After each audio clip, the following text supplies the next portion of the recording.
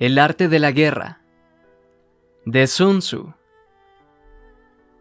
Capítulo 1. Sobre la evaluación. Sun Tzu dice: la guerra es de vital importancia para el Estado. Es el dominio de la vida o de la muerte, el camino hacia la supervivencia o la pérdida del imperio. Es forzoso manejarla bien. No reflexionar seriamente sobre todo lo que le conviene y le concierne es dar prueba de una culpable indiferencia en lo que respecta a la conservación o pérdida de lo que nos es más querido, y ello no debe ocurrir entre nosotros. Hay que valorarla en términos de 5 factores fundamentales y hacer comparaciones entre diversas condiciones de los bandos rivales, con vistas a determinar el resultado de la guerra. El primero de esos factores es la doctrina. El segundo, el tiempo. El tercero, el terreno. El cuarto, el mando. Y el quinto, la disciplina. La doctrina significa aquello que hace que el pueblo esté en armonía con su gobernante, de modo que le siga donde sea, sin temer por sus vidas ni a correr cualquier peligro. El tiempo significa el yin y el yang, la noche y el día, el frío y el calor, días despejados o lluviosos y el cambio de las estaciones. El terreno implica las distancias y hace referencia a dónde es fácil o difícil desplazarse, y si es campo abierto o lugares estrechos, y esto influencia las posibilidades de supervivencia.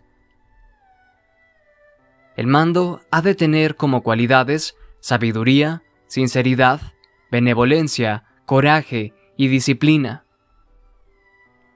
Por último, la disciplina ha de ser comprendida como la organización del ejército, las graduaciones y rangos entre los oficiales, la regulación de las rutas de suministros y la provisión de material militar al ejército.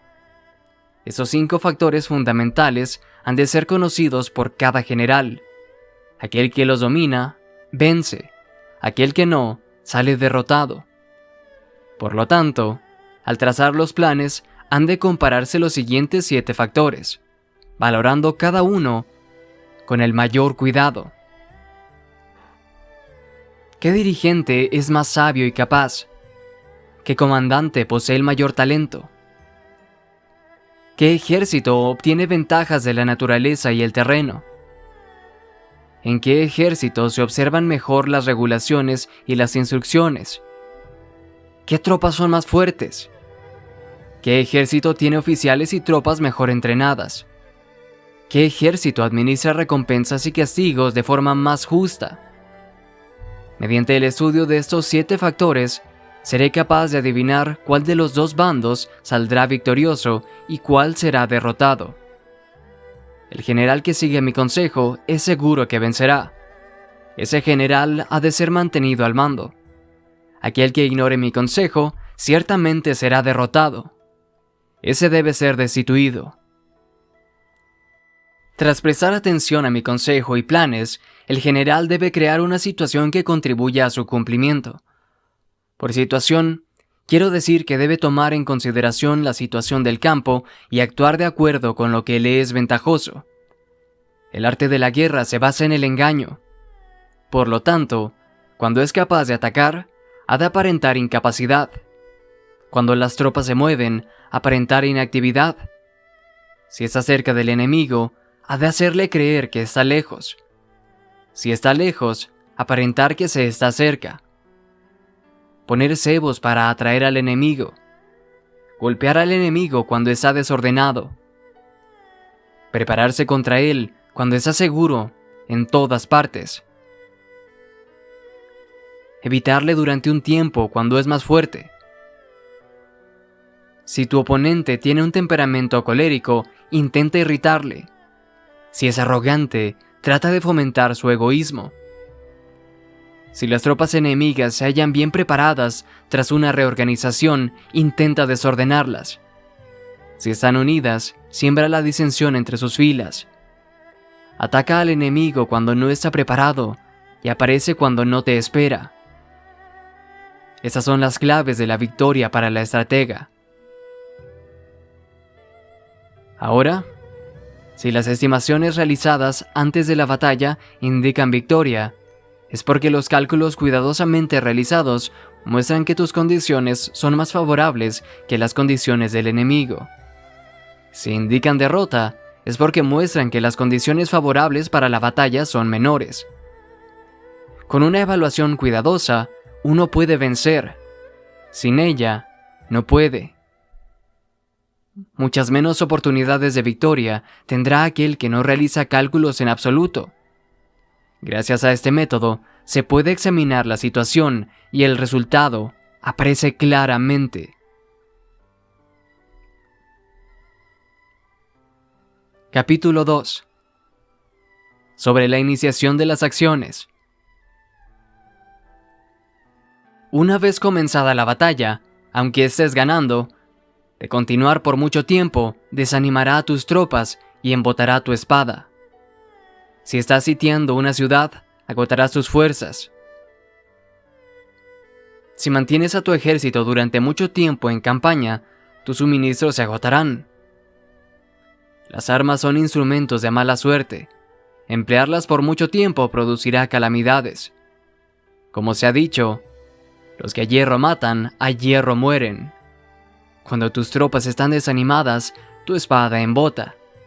Agotadas sus fuerzas y tus suministros son escasos, hasta los tuyos se aprovecharán de tu debilidad para sublevarse. Entonces, aunque tengas consejeros sabios, al final no podrás hacer que las cosas salgan bien. Por esta causa, he oído hablar de operaciones militares que han sido torpes y repentinas, pero nunca he visto a ningún experto en el arte de la guerra que mantuviese la campaña por mucho tiempo. Nunca es beneficioso para un país dejar que una operación militar se prolongue por mucho tiempo. Como se dice comúnmente, sé rápido como el trueno que retumba antes de que haya podido taparte los oídos. Veloz como el relámpago que relumbra antes de haber podido pestañear. Por lo tanto, los que no son totalmente conscientes de la desventaja de servirse de las armas no pueden ser totalmente conscientes de las ventajas de utilizarlas. Los que utilizan los medios militares con pericia no activan a sus tropas 2 veces ni proporcionan alimentos en 3 ocasiones, con un mismo objetivo. Eso quiere decir que no se debe movilizar al pueblo más de una vez por campaña, y que inmediatamente después de alcanzar la victoria, no se debe regresar al propio país para hacer una segunda movilización. Al principio, esto significa proporcionar alimentos para las propias tropas, pero después se quitan los alimentos al enemigo. Si tomas los suministros de armas de tu propio país, pero quitas los alimentos al enemigo, puedes estar bien abastecido de armamento y de provisiones. Cuando un país se empobrece a causa de las operaciones militares, se debe al transporte de provisiones desde un lugar distante. Si las transportas desde un lugar distante, el pueblo se empobrecerá. Los que habitan cerca de donde está el ejército pueden vender sus cosechas a precios elevados, pero se acaba de este modo el bienestar de la mayoría de la población. Cuando se transportan las provisiones muy lejos, la gente se arruina a causa del alto costo. En los mercados cercanos al ejército, los precios de las mercancías se aumentan. Por lo tanto, las largas campañas militares constituyen una lacra para el país. Cuando se agotan los recursos, los impuestos se recaudan bajo presión. Cuando el poder y los recursos se han agotado, se arruina el propio país. Se priva al pueblo de gran parte de su presupuesto, mientras que los gastos del gobierno para armamentos se elevan. Los habitantes constituyen la base de un país. Los alimentos son la felicidad del pueblo. El príncipe debe respetar este hecho y ser sobrio y austero en sus gastos públicos. En consecuencia, un general inteligente lucha por desproveer al enemigo de sus alimentos. Cada porción de alimentos tomados al enemigo equivale a 20 que te suministrarás a ti mismo. Así pues, Lo que arrasa al enemigo es la imprudencia y la motivación de los tuyos en asumir los beneficios de los adversarios. Cuando recompenses a tus hombres con los beneficios que ostentaban los adversarios, los harás luchar por propia iniciativa, y así podrás tomar el poder y la influencia que tenía el enemigo.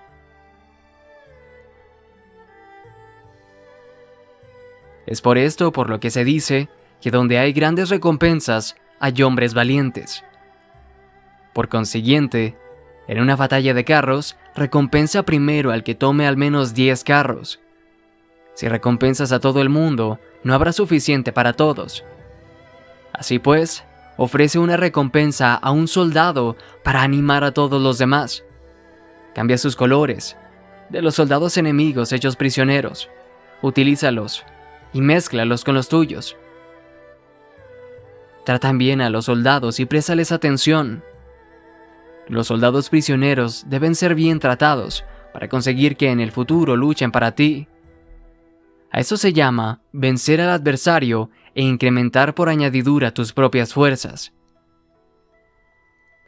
Si utilizas al enemigo para derrotar al enemigo, serás poderoso en cualquier lugar a donde vayas.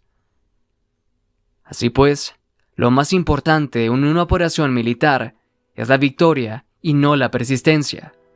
Esta última no es beneficiosa. Un ejército es como el fuego. Si no lo apagas, se consumirá por sí mismo. Por lo tanto, sabemos que el que está a la cabeza del ejército está a cargo de las vidas de los habitantes y de la seguridad de la nación.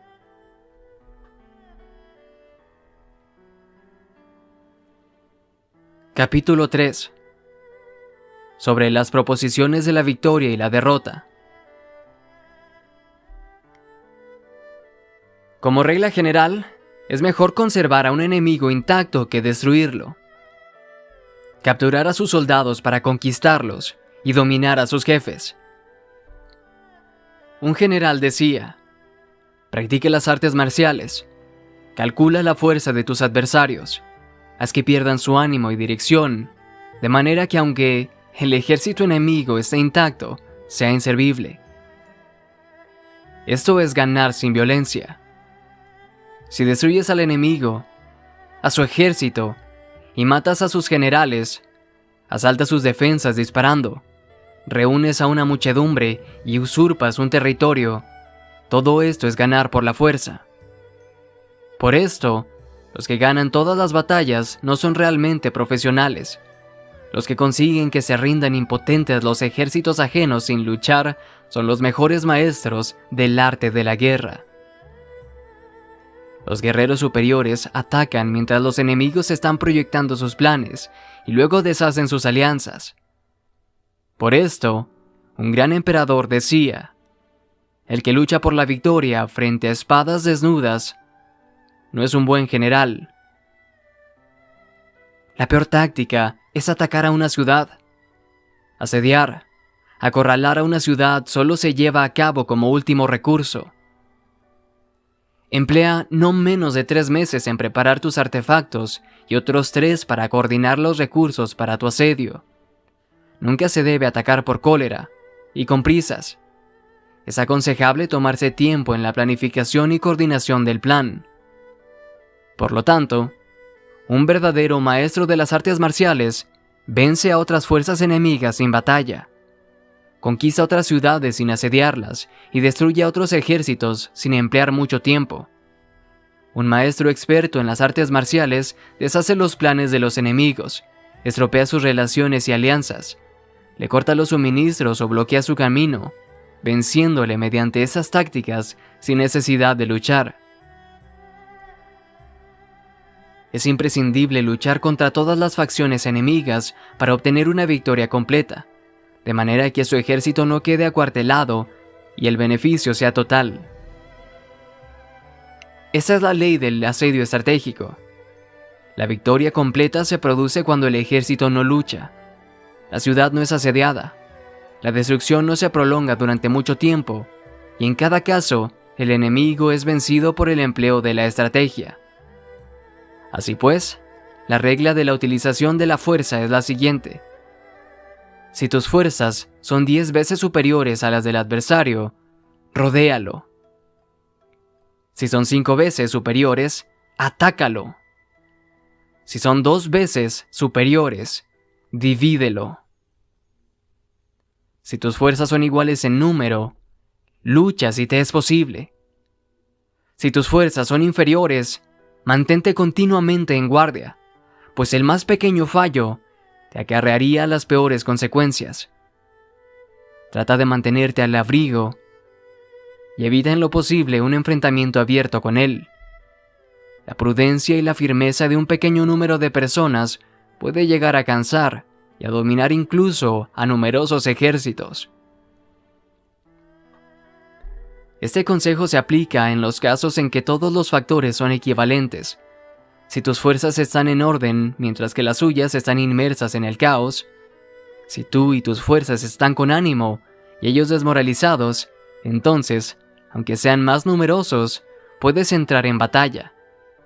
Si tus soldados, tus fuerzas, tu estrategia y tu valor son menores que las de tu adversario, entonces debes retirarte y buscar una salida. En consecuencia, si el bando más pequeño es obstinado, cae prisionero del bando más grande. Eso quiere decir que si un pequeño ejército no hace una valoración adecuada de su poder y se atreve a enemistarse con una gran potencia, por mucho que su defensa sea firme, inevitablemente se convertirá en conquistado. Si no puedes ser fuerte, pero tampoco sabes ser débil, serás derrotado. Los generales son servidores del pueblo. Cuando su servicio es completo, el pueblo es más fuerte. Cuando su servicio es defectuoso, el pueblo es débil. Así pues, existen 3 maneras en las que un príncipe lleva al ejército al desastre. Cuando un príncipe, ignorando los hechos, ordena avanzar a sus ejércitos o retirarse cuando no deben hacerlo, a eso se le llama inmovilizar al ejército. Cuando un príncipe ignora los asuntos militares, pero comparte en pie de igualdad el mando del ejército, los soldados acaban confusos. Cuando el príncipe ignora cómo llevar a cabo las maniobras militares, pero comparte por igual su dirección, los soldados están vacilantes. Una vez que los ejércitos están confusos y vacilantes, empiezan los problemas procedentes de los adversarios, y a eso se le llama perder la victoria por trastornar el aspecto militar. Si intentas utilizar los métodos de un gobierno civil para dirigir una operación militar, la operación será confusa. Triunfan aquellos que saben cuándo luchar y cuándo no. Saben discernir cuándo utilizar muchas o pocas tropas. Tienen tropas cuyos rangos superiores e inferiores tienen el mismo objetivo. Se enfrentan con preparativos a enemigos desprevenidos. Tienen generales competentes y no limitados por sus gobiernos civiles. Esas 5 son las maneras de conocer al futuro vencedor. Hablar de que el príncipe sea el que da las órdenes en todo es como el general al solicitarle permiso al príncipe para poder apagar un fuego. Para cuando sea autorizado, ya no quedan sino cenizas. Si conoces a los demás y te conoces a ti mismo, ni en 100 batallas correrás peligro. Si no conoces a los demás, pero te conoces a ti mismo, perderás una batalla y ganarás otra. Si no conoces a los demás, ni te conoces a ti mismo, correrás peligro en cada batalla.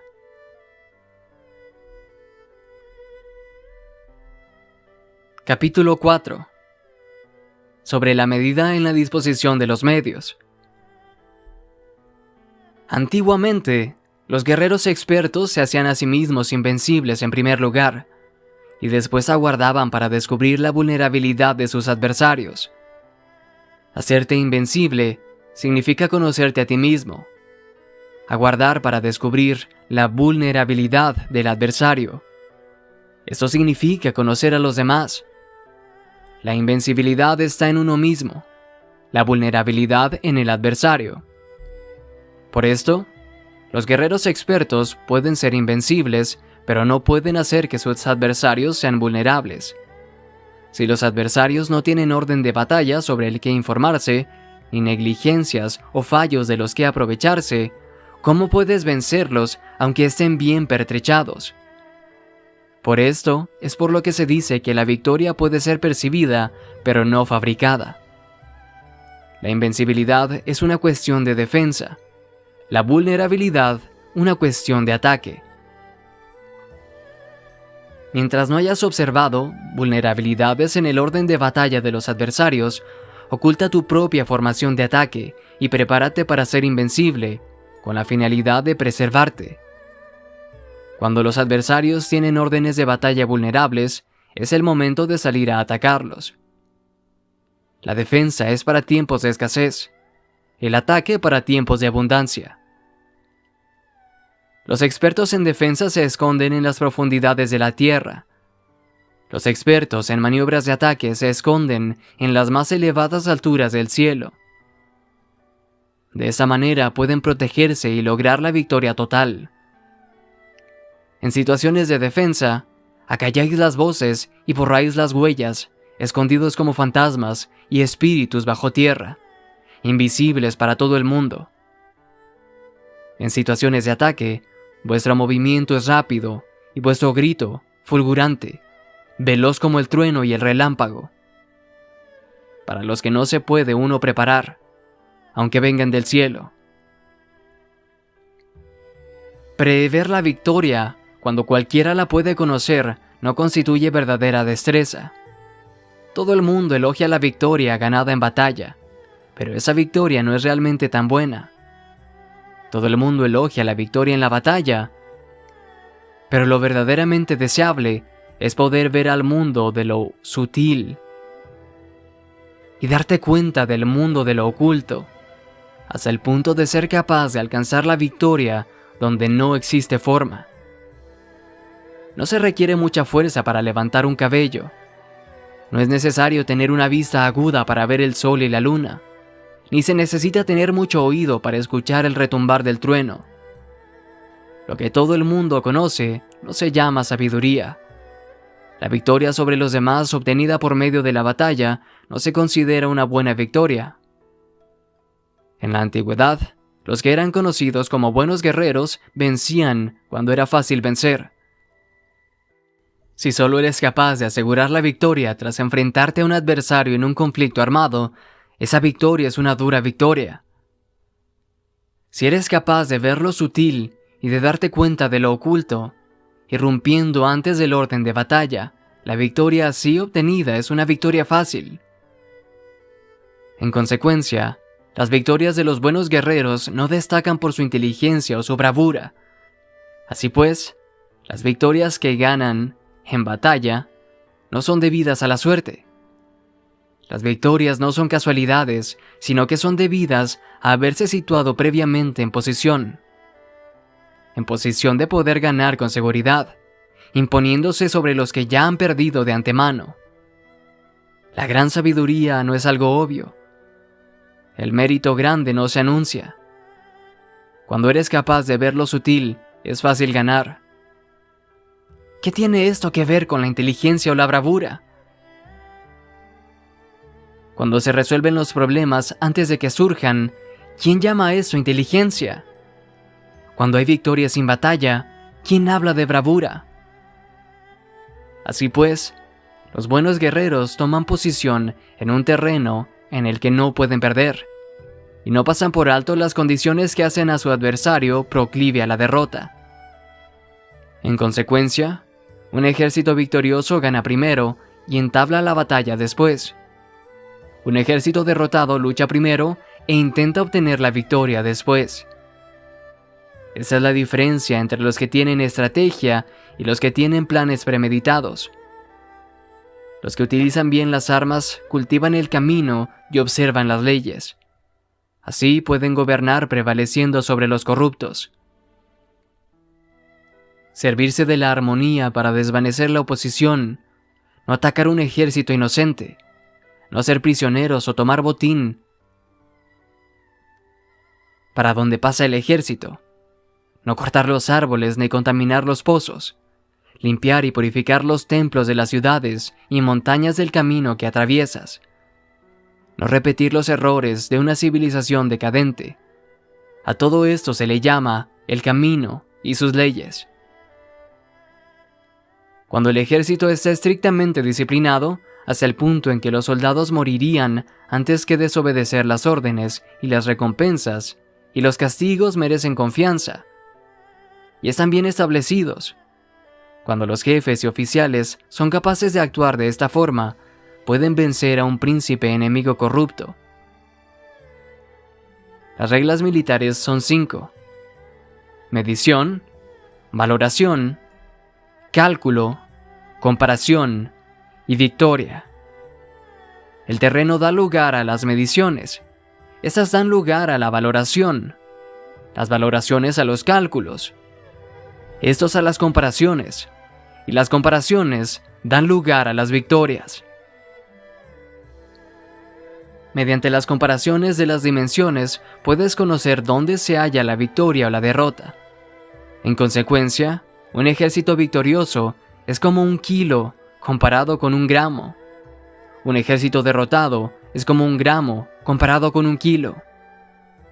Cuando el que gana consigue que su pueblo vaya a la batalla como si estuviera dirigiendo una gran corriente de agua hacia un cañón profundo, eso es una cuestión de orden de batalla.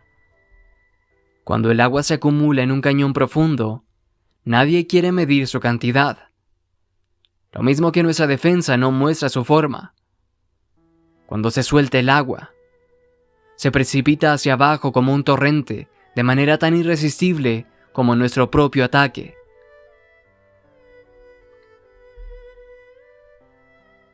Capítulo 5. Sobre la firmeza. La fuerza es la energía acumulada o la que se percibe. Esto es muy cambiante. Los expertos son capaces de vencer al enemigo creando una percepción favorable en ellos. Así obtener la victoria sin necesidad de ejercer su fuerza. Gobernar sobre muchas personas como si fueran poco es una cuestión de dividirlas en grupos o sectores. Es organizar. Es batallar contra un gran número de tropas como si fueran pocas. Es una cuestión de demostrar la fuerza, símbolos y señales. Se refiere a lograr una percepción de fuerza y poder en la oposición. En el campo de batalla, se refiere a las formaciones y banderas utilizadas para desplegar las tropas y coordinar los movimientos. Lograr que el ejército sea capaz de combatir contra el adversario sin ser derrotado es una cuestión de emplear métodos ortodoxos y heterodoxos. La ortodoxia y la heterodoxia no es algo fijo, sino que se utilizan como un ciclo.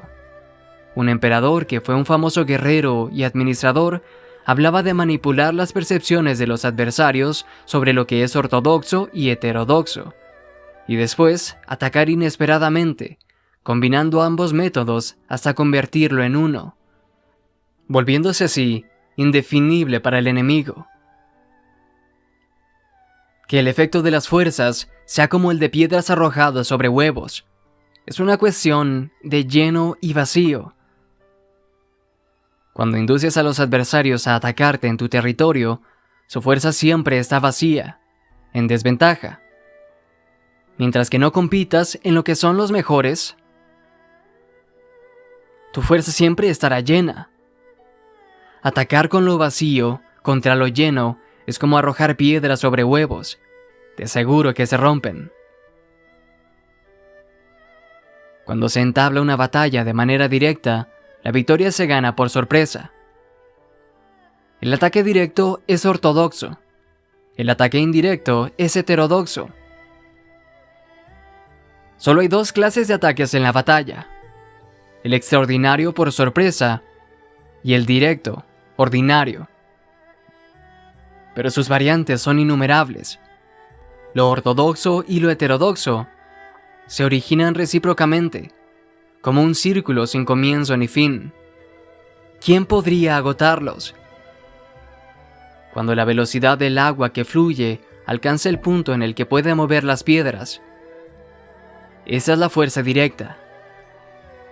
Cuando la velocidad y maniobrabilidad del halcón es tal que puede atacar y matar, esto es precisión.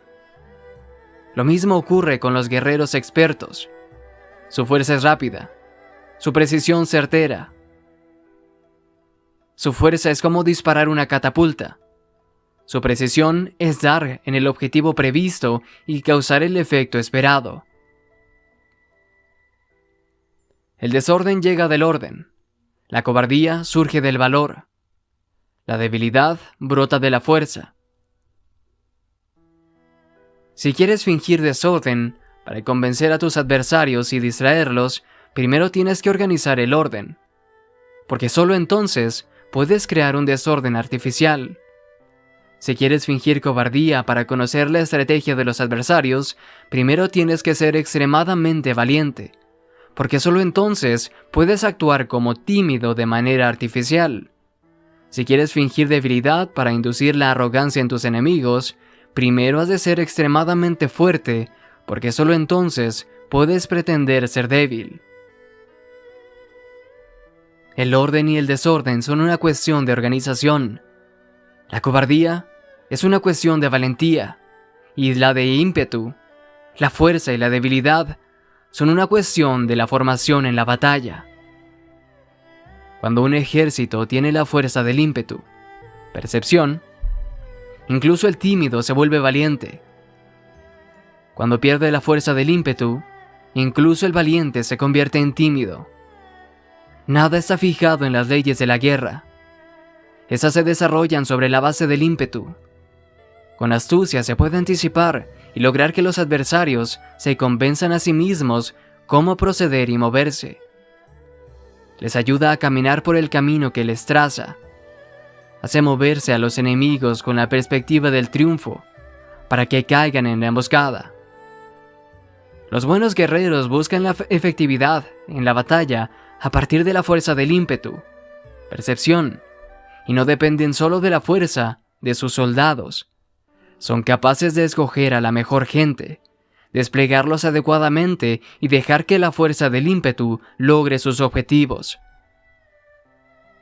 Cuando hay entusiasmo, convicción, orden, organización, recursos, compromiso de los soldados, tienes la fuerza del ímpetu y el tímido es valeroso. Así es posible asignar a los soldados por sus capacidades, habilidades y encomendarles deberes y responsabilidades adecuadas. El valiente puede luchar, el cuidadoso puede hacer de centinela y el inteligente puede estudiar, analizar y comunicar. Cada cual es útil. Hacer que los soldados luchen permitiendo que la fuerza del ímpetu haga su trabajo es como hacer rodar rocas. Las rocas permanecen inmóviles cuando están en el lugar plano, pero ruedan en un plano inclinado. Se quedan fijas cuando están cuadradas, pero giran si son redondas. Por lo tanto, cuando se conduce a los hombres a la batalla con astucia, el impulso es como rocas redondas que se precipitan montaña abajo. Esa es la fuerza que produce la victoria.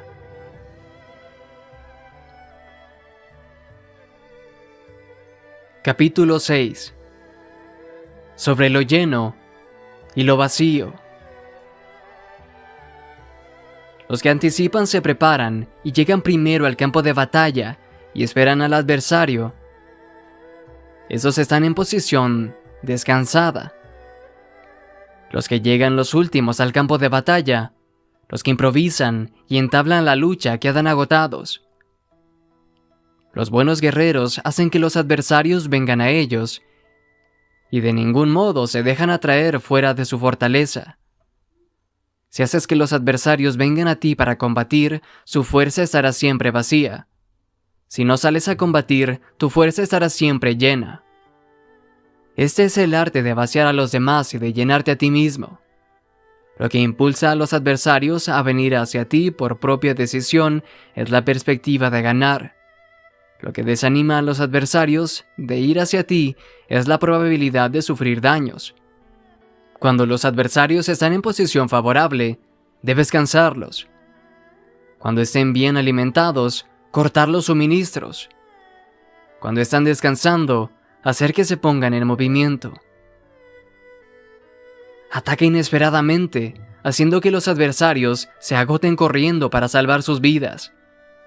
Interrumpe sus provisiones, arrasa sus campos y corta sus vías de aprovisionamiento. Aparece en lugares críticos y ataca donde menos se lo esperen, haciendo que tengan que acudir al rescate. Aparece donde no pueden ir. Dirígete hacia donde menos se lo esperen. Para desplazarte cientos de kilómetros sin cansancio, atraviesa tierras despobladas. Atacar un espacio abierto no significa solo un espacio en el que el enemigo no tiene defensa. Mientras su defensa no sea estricta, el lugar no estará bien guardado. Los enemigos se desperdigarán ante ti, como si estuvieras atravesando un territorio despoblado. Para tomar infaliblemente lo que atacas, ataca donde no haya defensa. Para mantener una defensa infaliblemente segura, defiende todo donde no haya ataque. Así, en el caso de los que son expertos en el ataque, sus enemigos no saben por dónde atacar. Cuando se cumplen las instrucciones, las personas son sinceramente leales y comprometidas. Los planes y preparativos para la defensa, implantados con firmeza, siendo tan sutil y reservado que no se revelan las estrategias de ninguna forma, y los adversarios se sienten inseguros y su inteligencia no les sirve para nada. Sé extremadamente sutil, discreto, hasta el punto de no tener forma. Sé completamente misterioso y confidencial, hasta el punto de ser silencioso. De esta manera podrás dirigir el destino de tus adversarios. Para avanzar sin encontrar resistencia, arremete por sus puntos débiles. Para retirarte de manera esquiva, sé más rápido que ellos. Las situaciones militares se basan en la velocidad. Llega como el viento, muévete como el relámpago, y los adversarios no podrán vencerte. Por lo tanto, cuando quieras entrar en batalla, incluso si el adversario está atrincherado en una posición defensiva, no podrá evitar luchar si atacas en el lugar en el que debe acudir irremediablemente al rescate. Cuando no quieras entrar en batalla, incluso si trazas una línea en el terreno que quieres conservar, el adversario no puede combatir contigo porque le das una falsa pista. Eso significa que cuando los adversarios llegan para atacarte, no luchas con ellos, sino que estableces un cambio estratégico para confundirlos y llenarlos de incertidumbre. Por consiguiente, cuando induces a otros a efectuar una formación mientras que tú mismo permaneces sin forma, estás concentrado, mientras que tu adversario está dividido. Haz que los adversarios vean como extraordinario lo que es ordinario para ti. Haz que vean como ordinario lo que es extraordinario para ti. Esto es inducir al enemigo a efectuar una formación. Una vez vista la formación del adversario, concentra tus propias fuerzas contra él, tus tropas. Como tu formación no está a la vista, el adversario dividirá seguramente sus fuerzas. Cuando estás concentrado formando una sola fuerza, mientras que el enemigo está dividido en 10, estás atacando a una concentración de 1 contra 10, así que tus fuerzas superan a las suyas. Si puedes atacar a unos pocos soldados con muchos, diezmarás el número de sus adversarios. Cuando estás fuertemente atrincherado, te has hecho fuerte tras buenas barricadas y no dejas filtrar ninguna información sobre tus fuerzas. Sal afuera sin información precisa, ataca y conquista de manera incontenible. No han de conocer dónde piensas librar la batalla, porque cuando no se conoce, el enemigo destaca muchos puestos de vigilancia, y en el momento en el que se establecen numerosos puestos, solo tienes que combatir contra pequeñas unidades. Así pues, cuando su vanguardia esté preparada, su retaguardia es defectuosa. Cuando su retaguardia esté preparada, su vanguardia presenta puntos débiles. Las preparaciones de su ala derecha significarán carencias en su ala izquierda. Las preparaciones por todas partes significará ser vulnerable por todas partes. Eso significa que cuando las tropas están de guardia en muchos lugares, están forzosamente desperdigadas en pequeñas unidades. Cuando se dispone de pocos soldados, se está a la defensiva contra el adversario, al que dispone de muchos. Esto hace que el enemigo tenga que defenderse. Cuantas más defensas induces a adoptar a tu enemigo, más debilitado quedará. Así, si conoces el lugar y la fecha de la batalla, puedes acudir a ella aunque estés a 1000 kilómetros de distancia. Si no conoces el lugar y la fecha de la batalla, entonces tu flanco izquierdo no se puede salvar al derecho. Tu vanguardia no puede salvar a la retaguardia, y tu retaguardia no puede salvar a tu vanguardia, ni siquiera en un territorio de unas pocas docenas de kilómetros. Si tienes más tropas que los demás, ¿cómo puede ayudarte ese factor para obtener la victoria? Si no conoces el lugar y la fecha de la batalla, aunque tus tropas sean más numerosas que las de ellos, ¿cómo puedes saber si van a ganar o a perder? Así pues, se dice que la victoria puede ser creada. Si haces que los adversarios no sepan el lugar y la fecha de la batalla, siempre puedes vencer. Incluso si los enemigos son numerosos, puede hacerse que no entren en combate. Por tanto, haz su valoración sobre ellos para averiguar sus planes y determinar qué estrategia puede tener éxito y cuál no. Incítalos a la acción para descubrir cuál es el esquema general de sus movimientos y descansa. Haz algo por o en contra de ellos para su atención, de manera que puedas atraerlos, para descubrir sus hábitos de comportamiento de ataque y de defensa. Indúcelos a adoptar formaciones específicas para conocer sus puntos flacos. Eso significa utilizar muchos métodos para confundir y perturbar al enemigo con el objetivo de observar sus formas de respuesta hacia ti. Después de haberlas observado, actúas en consecuencia, de manera que puedes saber qué clase de situaciones significan vida y cuáles significan muerte.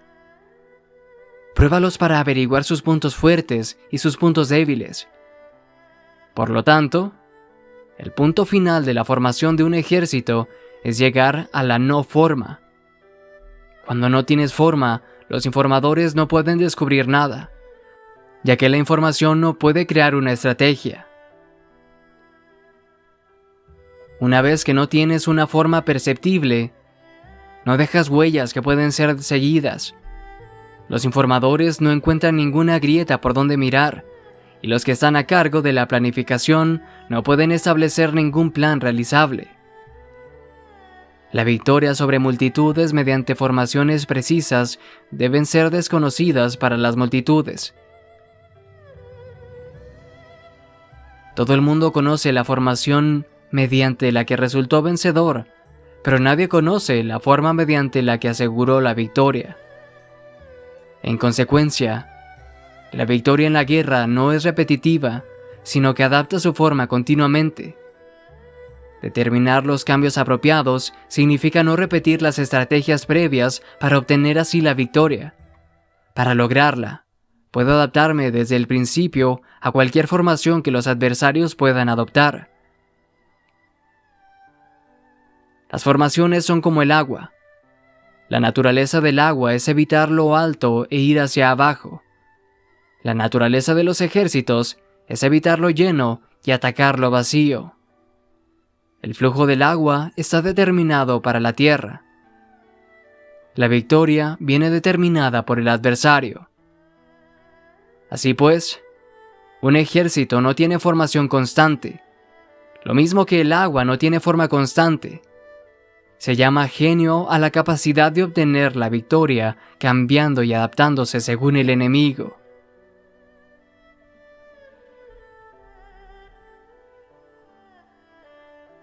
Capítulo 7. Sobre el enfrentamiento directo e indirecto. Reúne las autoridades civiles, después reúne y concentra a las tropas, acuartelándolas juntas. Nada es más difícil que la lucha armada. Luchar con otros cara a cara para conseguir ventajas es lo más arduo del mundo. La dificultad de la lucha armada es hacer cercanas las distancias largas y convertir los problemas en ventajas. Mientras que das la apariencia de estar muy lejos, empiezas tu camino y llegas antes que el enemigo. Por lo tanto, cuando haces que su ruta sea larga, atrayéndole con la esperanza de ganar.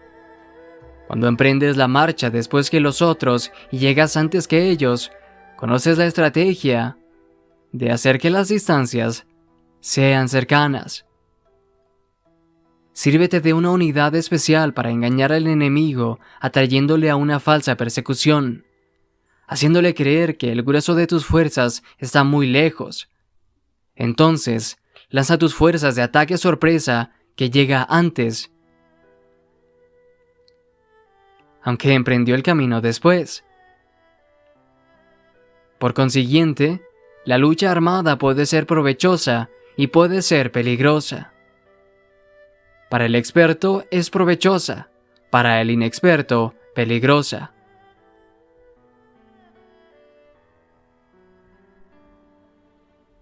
Movilizar a todo el ejército para el combate, en aras de obtener alguna ventaja, tomaría mucho tiempo, pero combatir por una ventaja con un ejército incompleto tendría como resultado una falta de recursos. Si te movilizas rápidamente y sin parar día y noche, recorriendo el doble de la distancia habitual, y si luchas por obtener agua, por obtener alguna ventaja a miles de kilómetros, tus jefes militares serán hechos prisioneros. Los soldados que sean fuertes llegarán allí primero. Los más cansados llegarán después. Como regla general, solo lo conseguirá 1 de cada 10. Cuando la ruta es larga, las tropas se cansan. Si han gastado su fuerza en la movilización, llegan agotadas mientras que sus adversarios están frescos. Así pues, es seguro que serán atacadas. Combatir por una ventaja a 50 kilómetros de distancia frustrará los planes del mando y, como regla general, solo la mitad de los soldados lo harán. Si se combate por obtener una ventaja a 30 kilómetros de distancia, solo 2 de cada 3 soldados la recorrerán. Así pues, un ejército perece si no está bien equipado, si no tiene provisiones o si no tiene dinero. Esas 3 cosas son necesarias. No puedes combatir para ganar con un ejército no equipado o sin provisiones, lo que el dinero facilita. Por tanto, si ignoras los planes de tus rivales, no puedes hacer alianzas precisas, a menos que conozcas las montañas y los bosques, los desfiladeros y los pasos, y las condiciones de los pantanos. No puedes maniobrar con una fuerza armada. A menos que utilices guías locales, no puedes aprovecharte de las ventajas del terreno. Solo cuando conoces cada detalle de la condición del terreno, puedes maniobrar y guerrear. Por consiguiente, una fuerza militar se usa según la estrategia prevista, se moviliza mediante la esperanza de recompensa y se adapta mediante la división y la combinación. Una fuerza militar se establece mediante la estrategia en el sentido de que distraes al enemigo para que no pueda conocer cuál es tu situación real y no puede imponer su supremacía. Se moviliza mediante la esperanza de recompensa, en el sentido de que entra en acción cuando ve la posibilidad de obtener una ventaja. Dividir y volver a hacer combinaciones de tropas se hace para confundir al adversario y observar cómo reacciona frente a ti. De esa manera puedes adaptarte para obtener la victoria. Por eso, cuando una fuerza militar se mueve con rapidez, es como el viento. Cuando va lentamente es como el bosque. Es voraz como el fuego e inmóvil como las montañas. Es rápida como el viento, en el sentido que llega sin avisar y desaparece como el relámpago. Es como un bosque porque tiene un orden. Es voraz como el fuego que devasta una planicie sin dejar tras sí ni una brizna de hierba. Es inmóvil como una montaña cuando se acuartela. Es tan difícil de conocer como la oscuridad misma. Su movimiento es como un trueno que retumba. Para ocupar un lugar, divide tus tropas. Para expandir tu territorio, divide los beneficios. La regla general de las operaciones militares es desproveer de alimentos al enemigo todo lo que se pueda. Sin embargo, en localidades donde la gente no tiene mucho, es necesario dividir a las tropas en grupos más pequeños para que puedan tomar en diversas partes lo que necesitan, ya que solo así tendrán suficiente. En cuanto a dividir el botín, significa que es necesario repartirlo entre las tropas para guardar lo que ha sido ganado, no dejando que el enemigo lo recupere. Actúa después de haber hecho una estimación. Gana el que conoce primero la medida de lo que está lejos y lo que está cerca. Esa es la regla general de la lucha armada. El primero que hace el movimiento es el invitado. El último es el anfitrión. El invitado lo tiene difícil. El anfitrión lo tiene fácil. Cerca y lejos significan desplazamiento. El cansancio, el hambre y el frío surgen del desplazamiento. Un antiguo libro que trata de asuntos militares dice: las palabras no son escuchadas, para eso se hacen los símbolos y los tambores. Las banderas y los estandartes se hacen a causa de la ausencia de visibilidad. Símbolos, tambores, banderas y estandartes se utilizan para concentrar y unificar los oídos y los ojos de los soldados. Una vez que están unificados, el valiente no puede actuar solo, ni el tímido puede retirarse solo. Esa es la regla general del empleo de un grupo. Unificar los oídos y los ojos de los soldados significa hacer que miren y escuchen al unísono, de manera que no caigan en la confusión y el desorden.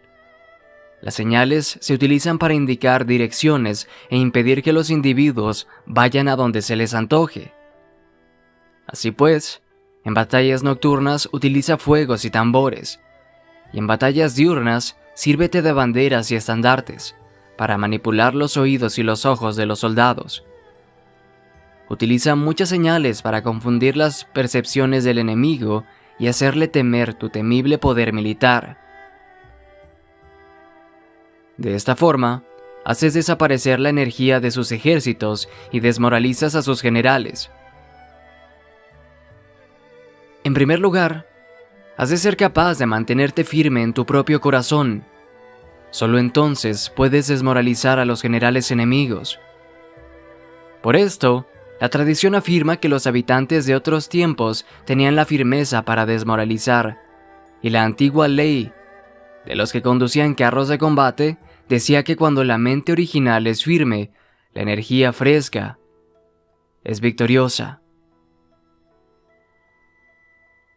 De este modo, la energía de la mañana está llena de ardor, la del mediodía decae y la energía de la noche se retira. En consecuencia, los expertos en el manejo de las armas prefieren la energía entusiasta, atacan la decadente y la que se bate en retirada. Son ellos los que dominan la energía.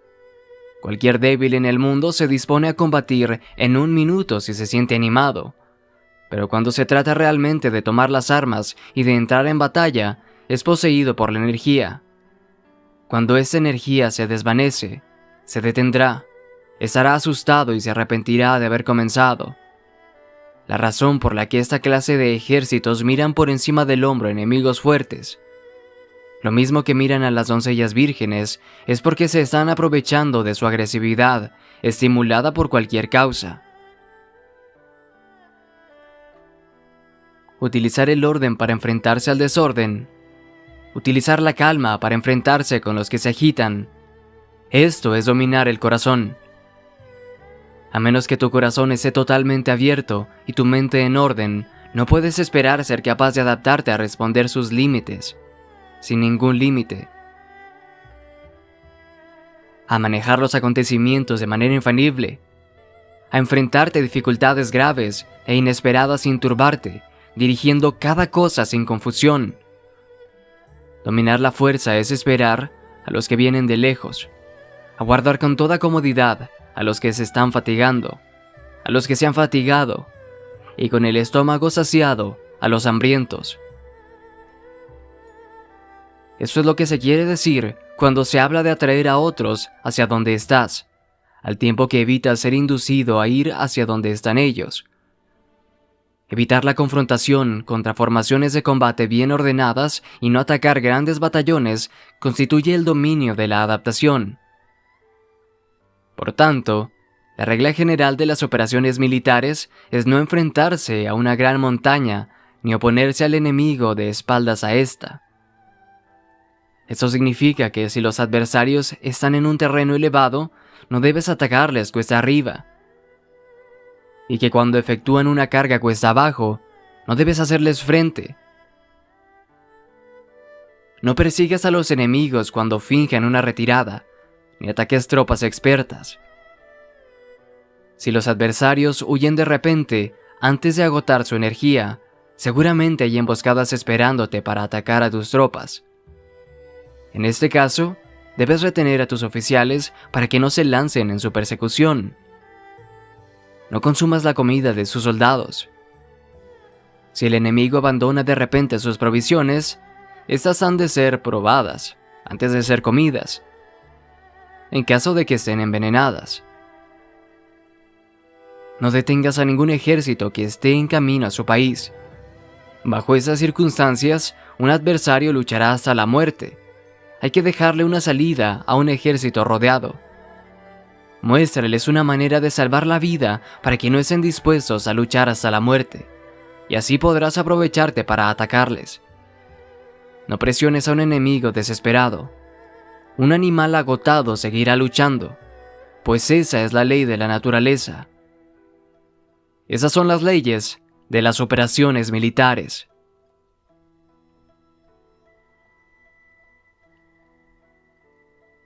Capítulo 8. Sobre los 9 cambios. Por lo general, las operaciones militares están bajo el del gobernante civil para dirigir al ejército. El general no debe levantar su campamento en un terreno difícil. Deja que se establezcan relaciones diplomáticas en las fronteras. No permanezcas en su territorio árido ni aislado. Cuando te halles en un terreno cerrado, prepara alguna estrategia y muévete. Cuando te halles en un terreno mortal, lucha. Terreno cerrado significa que existen lugares escarpados que te rodean por todas partes, de manera que el enemigo tiene movilidad, que puede llegar e irse con libertad.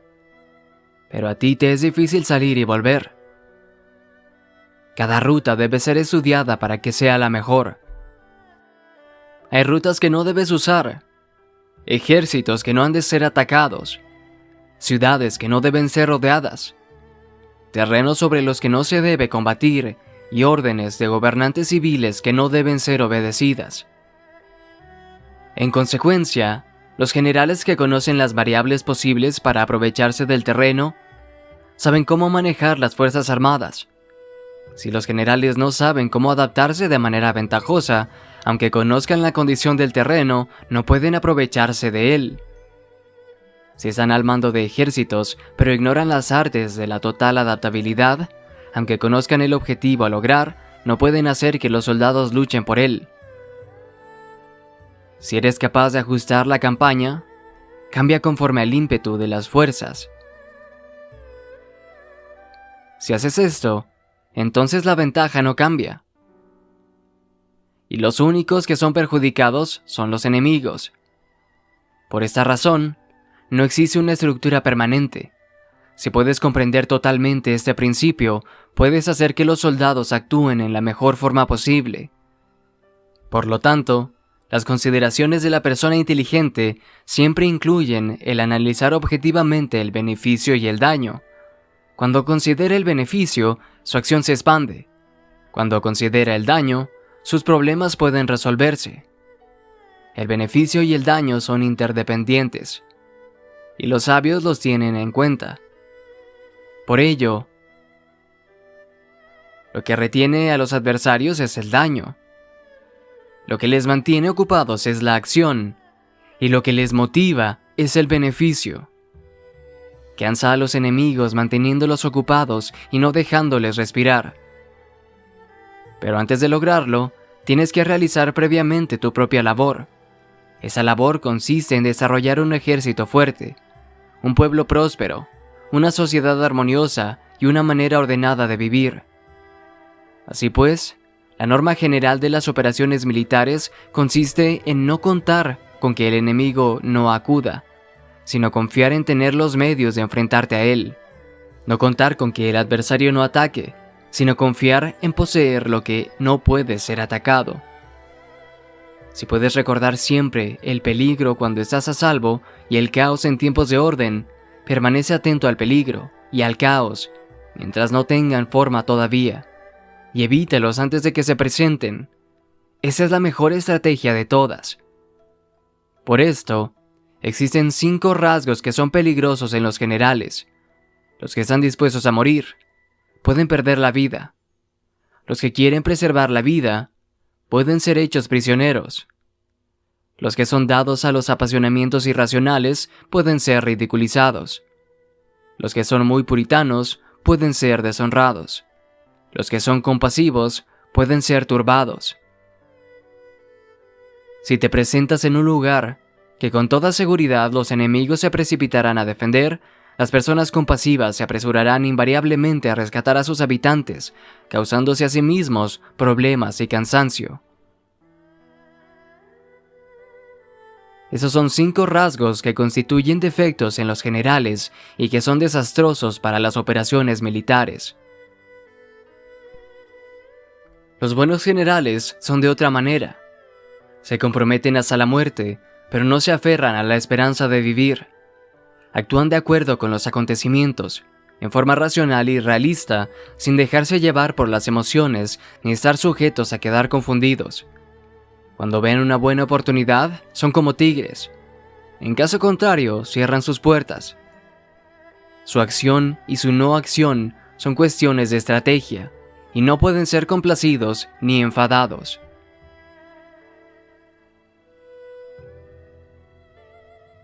Capítulo 9.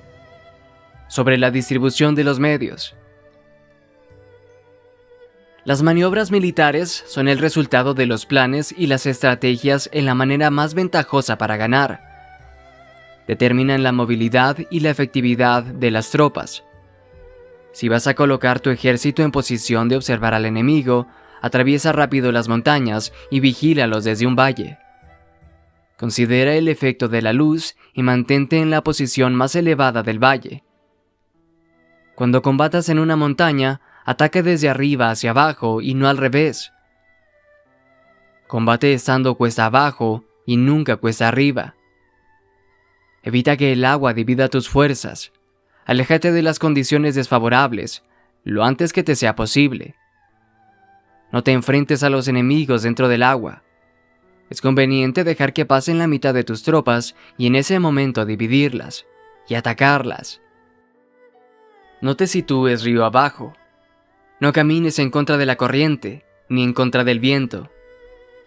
Si acampas en la ribera de un río, tus ejércitos pueden ser sorprendidos de noche, empujados a ahogarse, o se les puede colocar veneno en la corriente. Tus barcas no deben ser amarradas corriente abajo para impedir que el enemigo aproveche la corriente lanzando sus barcas contra ti. Si atraviesas pantanos, hazlo rápidamente. Si te encuentras frente a un ejército en medio de un pantano, permanece cerca de sus plantas acuáticas o respaldado por los árboles. En una llanura, toma posiciones desde las que sea fácil maniobrar, manteniendo las elevaciones del terreno detrás y a tu derecha. estando en las partes más bajas delante y las más altas detrás. Generalmente, un ejército prefiere un terreno elevado y evita un terreno bajo. Aprecia la luz y detesta la oscuridad. Los terrenos elevados son estimulantes y por lo tanto, la gente se halla a gusto en ellos. Además, son convenientes para adquirir la fuerza del ímpetu. Los terrenos bajos son húmedos, lo cual provoca enfermedades y dificulta el combate. Cuida de la salud física de tus soldados, con los mejores recursos disponibles. Cuando no existe la enfermedad en un ejército, se dice que éste es invencible. Donde haya montículos y terraplenes, sitúate en su lado soleado, manteniéndolos siempre a tu derecha y detrás. Colocarse en la mejor parte del terreno es ventajoso para una fuerza militar. La ventaja en una operación militar consiste en aprovecharse de todos los factores beneficiosos del terreno. Cuando llueve río arriba y la corriente trae consigo la espuma, si quieres cruzarlo, espera a que escampe. Siempre que un terreno presente barrancos infranqueables, lugares cerrados, trampas, riesgos, grietas y prisiones naturales, debes abandonarlo rápidamente y no acercarte a él. En lo que a mí concierne, siempre me mantengo alejado de estos accidentes del terreno, de manera que los adversarios estén más cerca que yo de ellos. Doy la cara a esos accidentes de manera que queden a espaldas del enemigo. Entonces, estás en situación ventajosa y él tiene condiciones desfavorables. Cuando un ejército se está desplazando, si atraviesa territorios montañosos con muchas corrientes de agua y pozos, o pantanos cubiertos de juncos, o bosques vírgenes llenos de árboles y vegetación, es imprescindible escudriñarlos totalmente y con cuidado, ya que esos lugares ayudan a las emboscadas y a los espías.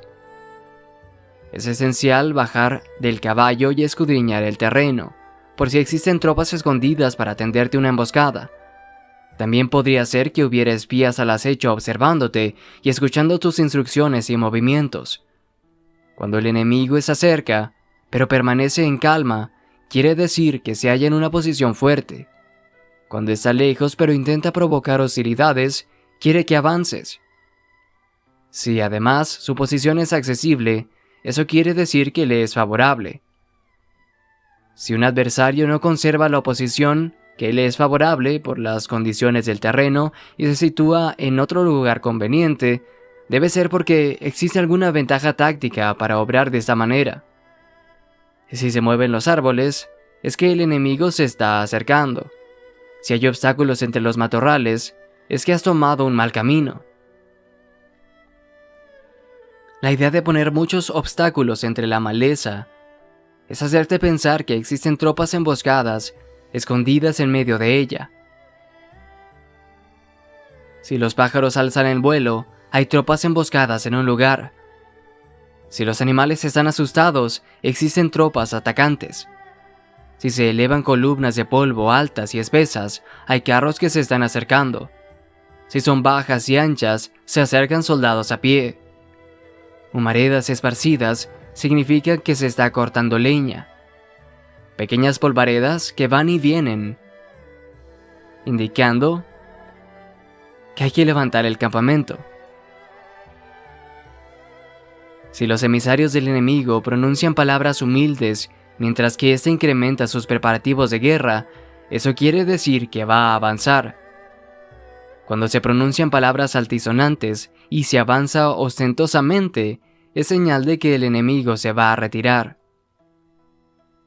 Si sus emisarios vienen con palabras humildes, envía espías para observar al enemigo y comprobarás que está aumentando sus preparativos de guerra. Cuando los carros ligeros salen en primer lugar y se sitúan en los flancos, están estableciendo un frente de batalla. Si los emisarios llegan pidiendo la paz, sin firmar un tratado, significa que están tramando algún complot. Si el enemigo dispone rápidamente a sus carros en filas de combate, es que está esperando refuerzos. No se precipitarán para un encuentro ordinario si no entienden qué les ayudará. O debe haber una fuerza que se halla a distancia, y que es esperada en un determinado momento para unir sus tropas y atacarte. Conviene prepararse inmediatamente para esa eventualidad. Si la mitad de sus tropas avanza y la otra mitad retrocede, es que el enemigo piensa atraerte a una trampa. Si el enemigo está fingiendo, en este caso, confusión y desorden para incitarte a que avances. Si los soldados enemigos se apoyan unos con otros, es que están hambrientos. Si los aguadores beben en primer lugar, es que las tropas están sedientas.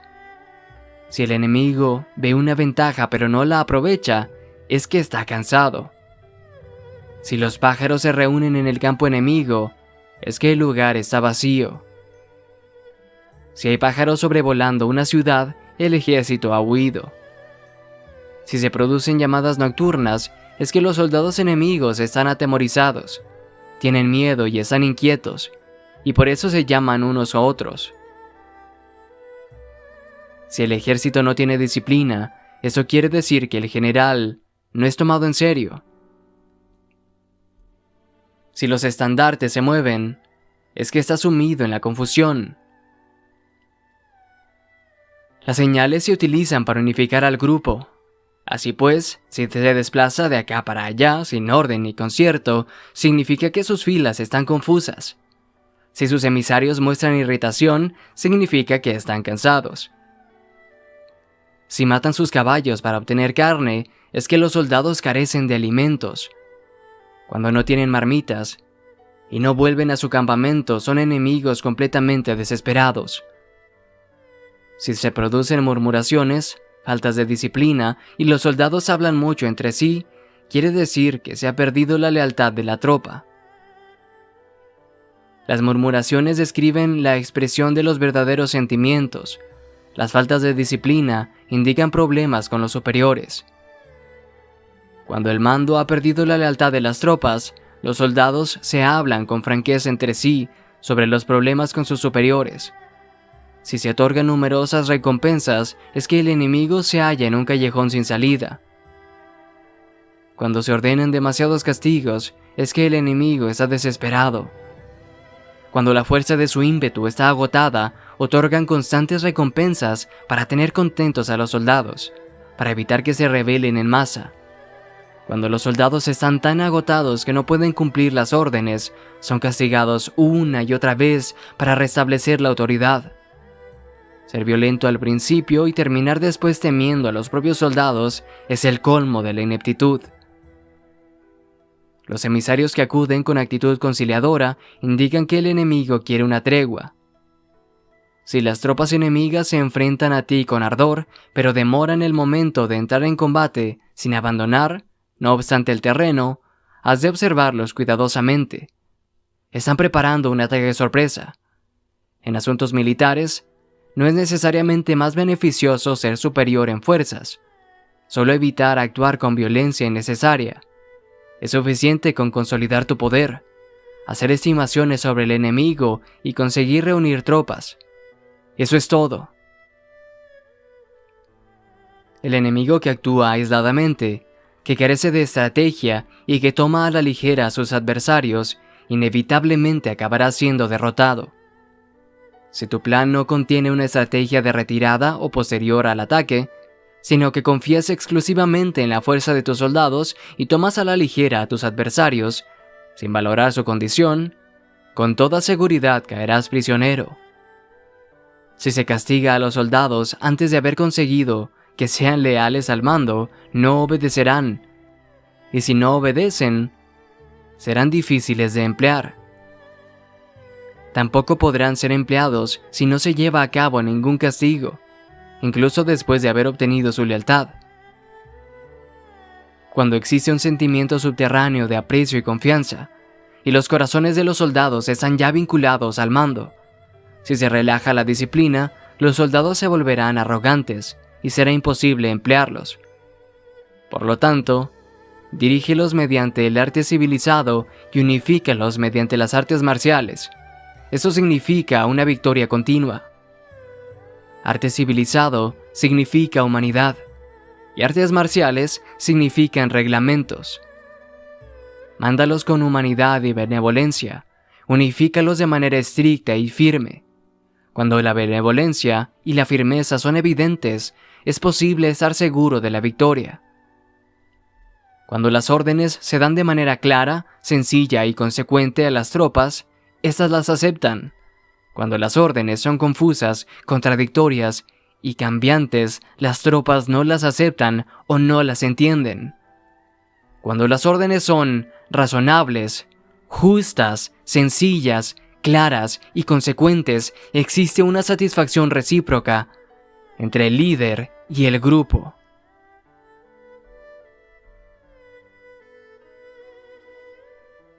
Capítulo 10.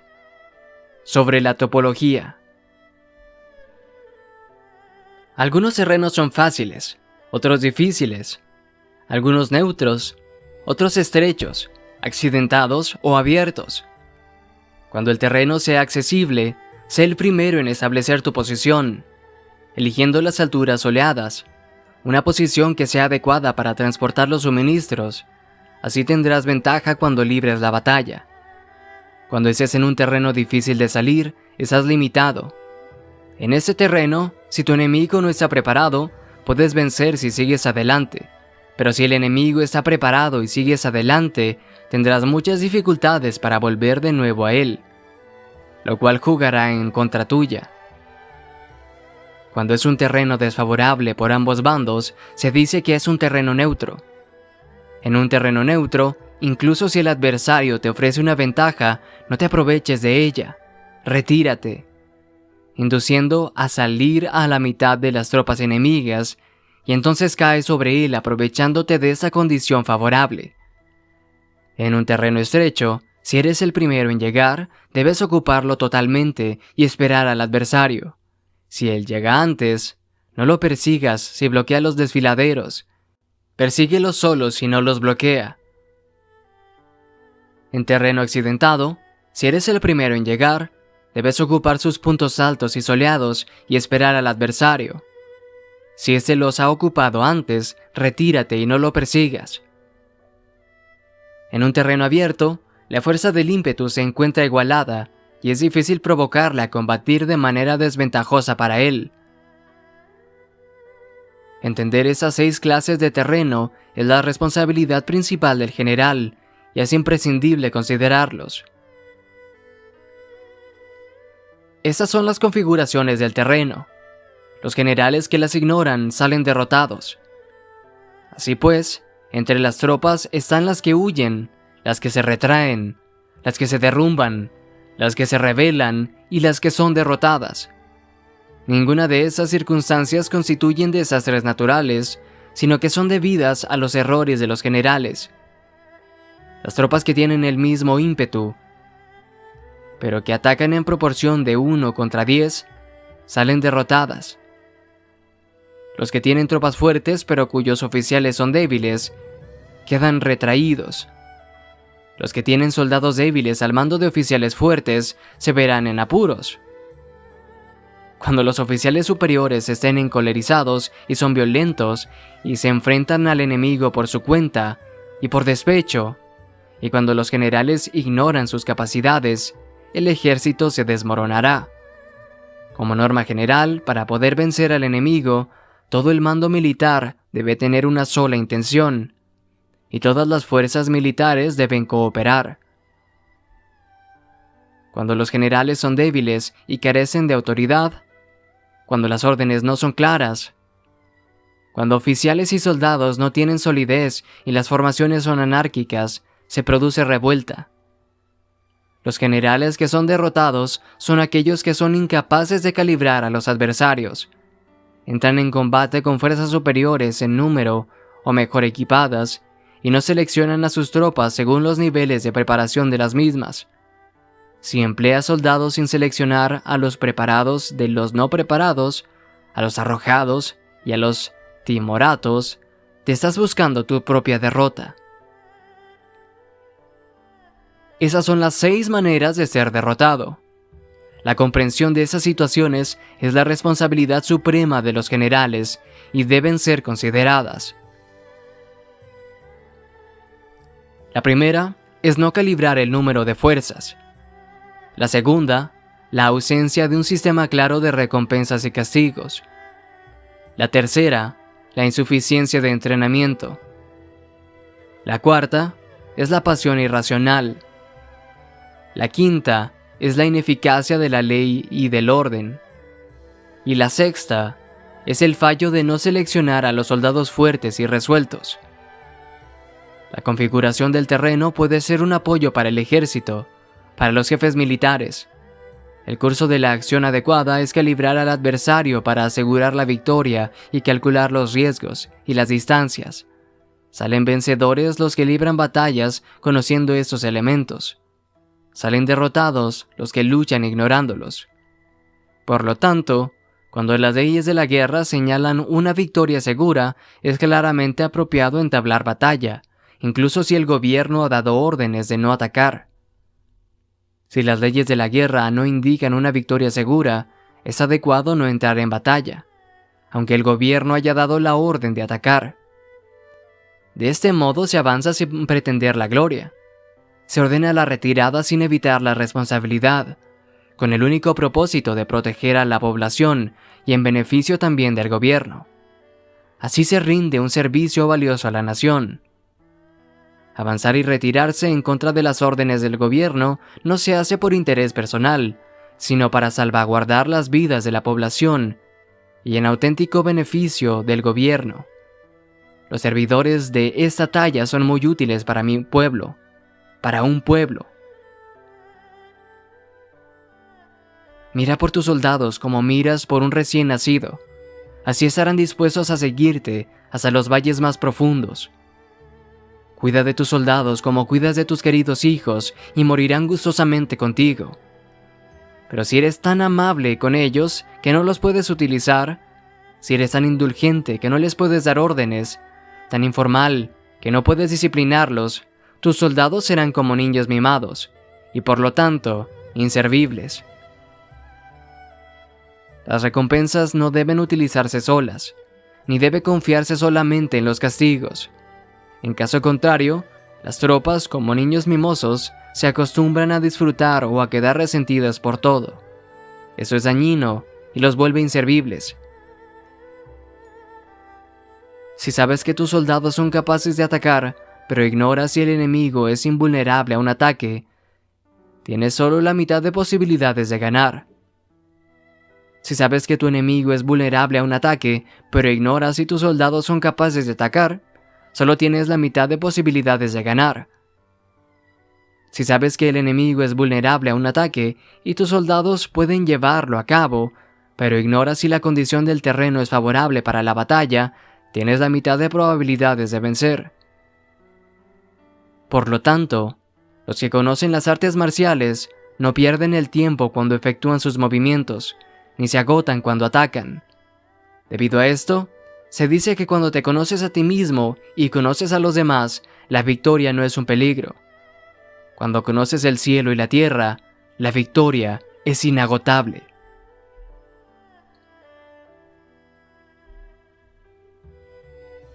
Capítulo 11. Sobre las 9 clases del terreno. Conforme a las leyes de las operaciones militares, existen 9 clases de terreno. Si intereses locales luchan entre sí en su propio territorio, a ese se le llama terreno de dispersión. Cuando los soldados están apegados a su casa y combaten cerca de su hogar, pueden ser dispersados con facilidad. Cuando penetras en un territorio ajeno, pero no lo haces en profundidad, a ese se le llama territorio ligero. Eso significa que los soldados pueden regresar fácilmente. El territorio que puede resultarte ventajoso si lo tomas y ventajoso al enemigo, si es él quien lo conquista, se llama terreno clave. Un terreno de lucha inevitable es cualquier enclave defensivo o paso estratégico. Un territorio igualmente accesible para ti y para los demás se llama terreno de comunicación. El terreno que está rodeado por 3 territorios rivales y es el primero en proporcionar libre acceso a él a todo el mundo se llama terreno de intersección. El terreno de intersección es aquel en el que convergen las principales vías de comunicación uniéndolas entre sí. Se es el primero en ocuparlo, y la gente tendrá que ponerse de tu lado. Si lo obtienes, te encuentras seguro. Si lo pierdes, corres peligro. Cuando penetras en profundidad en un terreno ajeno y dejas detrás muchas ciudades y pueblos, a ese terreno se le llama difícil. Es un terreno del que es difícil de regresar. Cuando atraviesas montañas boscosas, desfiladeros abruptos u otros accidentes difíciles de atravesar, a eso se le llama terreno desfavorable. Cuando el acceso es estrecho y la salida es tortuosa, de manera que una pequeña unidad enemiga puede atacarte, aunque tus tropas sean más numerosas, a ese se le llama terreno cercado. Si eres capaz de una gran adaptación, puedes atravesar ese territorio. Si solo puedes sobrevivir en un terreno luchado, con rapidez. Y si es fácil morir si no lo haces, a ese se le llama terreno mortal. Las tropas que se encuentran en un terreno mortal están en la misma situación que si se encontraran en una barca que se hunde o en una casa ardiendo. Así pues, no combatas en un terreno de dispersión, no te detengas en un terreno ligero, no ataques en un terreno clave, ocupado por el enemigo. No dejes que tus tropas sean divididas en un terreno de comunicación. En terrenos de intersección, establece comunicaciones. En terrenos difíciles, entra aprovisionando. En terrenos desfavorables, continúa marchando. En terrenos cercados, haz planes. En terrenos mortales, lucha. En un terreno de dispersión, los soldados pueden huir. Un terreno ligero es cuando los soldados han penetrado en territorio enemigo, pero todavía no tienen las espaldas cubiertas. Por eso, sus mentes no están totalmente concentradas. Y no están listos para la batalla. No es ventajoso atacar al enemigo en un terreno clave. Lo que es ventajoso es llegar a él primero. No debe permitirse que quede aislado al terreno de comunicación, para poder servirse de las rutas de suministros. En terrenos de intersección, estarás a salvo si estableces alianzas. Si las pierdes, te encontrarás en peligro. En terrenos difíciles, estar aprovisionado significa reunir todo lo necesario para estar allí mucho tiempo. En terrenos desfavorables, ya que no puedes atrincherarte en ello, debes apresurarte a salir. En terrenos cercados, introduce tácticas sorpresivas. Si las tropas caen en un terreno mortal, todo el mundo luchará de manera espontánea. Por eso se dice, sitúa a las tropas en un terreno mortal y sobrevivirán. Los que eran antes considerados como expertos en el arte de la guerra eran capaces de hacer que el enemigo perdiera contacto entre su vanguardia y su retaguardia. La confianza entre los grandes y las pequeñas unidades, el interés recíproco para el bienestar de los diferentes rangos, el apoyo mutuo entre gobernantes y gobernados, el alistamiento de soldados y la coherencia de sus ejércitos. Estos expertos entraban en acción cuando les era ventajoso y se retraían en caso contrario. Introducían cambios para confundir al enemigo, atacándolos aquí y allá, aterrorizándolos y sembrando en ellos la confusión, de tal manera que no les daban tiempo para hacer planes. Se podría preguntar cómo enfrentarse a fuerzas enemigas numerosas y bien organizadas que se dirigen hacia ti. La respuesta es quitarles en primer lugar algo que aprecien y después te escucharán.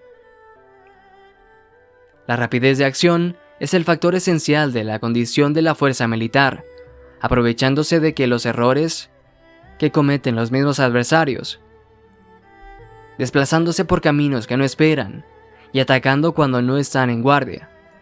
Eso significa que para aprovecharse de la falta de preparación, de visión y de cautela de los adversarios, es necesario actuar con rapidez, y que si dudas, esos errores no te servirán de nada.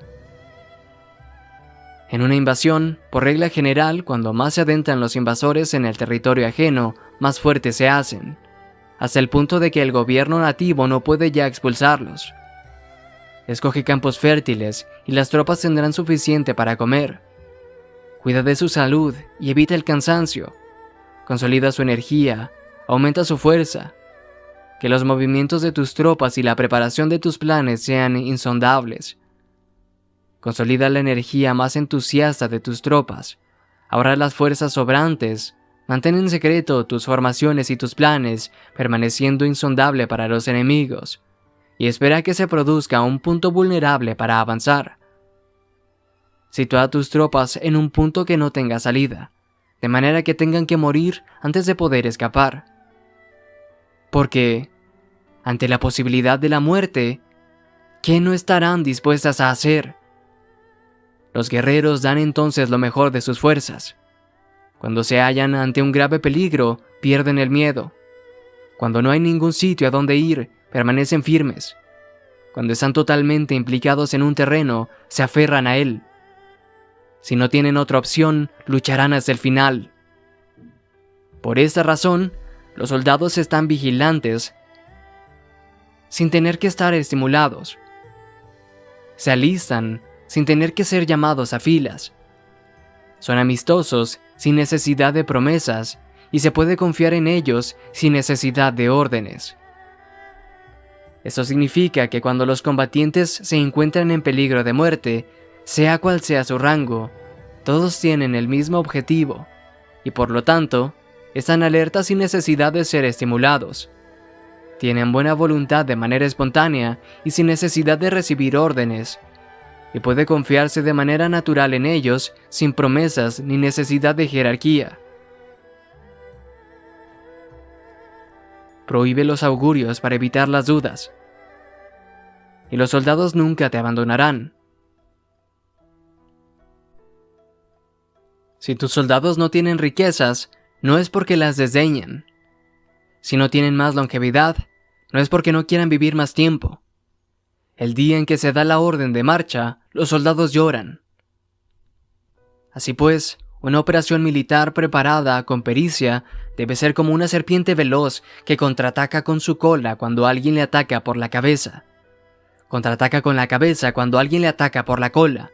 Y contraataca con cabeza y cola cuando alguien le ataca por el medio. Esa imagen representa el método de una línea de batalla que responde velozmente cuando es atacada. Un manual de 8 formaciones clásicas de batalla dice: haz del frente la retaguardia, haz de la retaguardia el frente, con 4 cabezas y 8 colas. Haz que la cabeza esté en todas partes, y cuando el enemigo arremeta por el centro, cabeza y cola acudirán al rescate.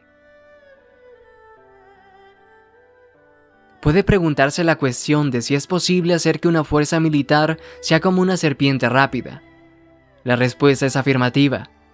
Incluso las personas que se sienten antipáticas, encontrándose en el mismo barco, se ayudarán entre sí en caso de peligro de zozobrar.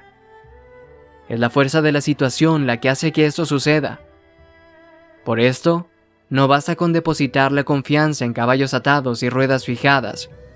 Se atan los caballos para formar una línea de combate estable, y se fijan las ruedas para hacer que los carros no se puedan mover. Pero aún así, esto no es suficientemente seguro, ni se puede confiar en ello. Es necesario permitir que haya variantes a los cambios que se hacen, poniendo a los soldados en situaciones mortales, de manera que combatan de forma espontánea y se ayuden unos a otros codo con codo. Ese es el camino de la seguridad y de la obtención de la victoria cierta. La mejor organización es hacer que se exprese el valor y mantenerlo constante. Tener éxito tanto con tropas débiles como con tropas aguerridas se basa en la configuración de las circunstancias. Si obtienes la ventaja del terreno, puedes vencer a los adversarios, incluso con tropas ligeras y débiles. ¿Cuánto más se sería posible si tienes tropas poderosas y aguerridas? Lo que hace posible la victoria a ambas clases de tropas es las circunstancias del terreno. Por lo tanto, los expertos en operaciones militares logran la cooperación de la tropa, de tal manera que dirigir un grupo es como dirigir a un solo individuo, que no tiene más que una sola opción. Corresponde al general ser tranquilo, reservado, justo y metódico. Sus planes son tranquilos y absolutamente secretos para que nadie pueda descubrirlos. Su mando es justo y metódico, así que nadie se atreve a tomarlo a la ligera. Puede mantener a sus soldados sin información y en completa ignorancia de sus planes. Cambia sus acciones y revisa sus planes, de manera que nadie pueda reconocerlos. Cambia de lugar su emplazamiento y se desplaza por caminos sinuosos, de manera que nadie pueda anticiparse.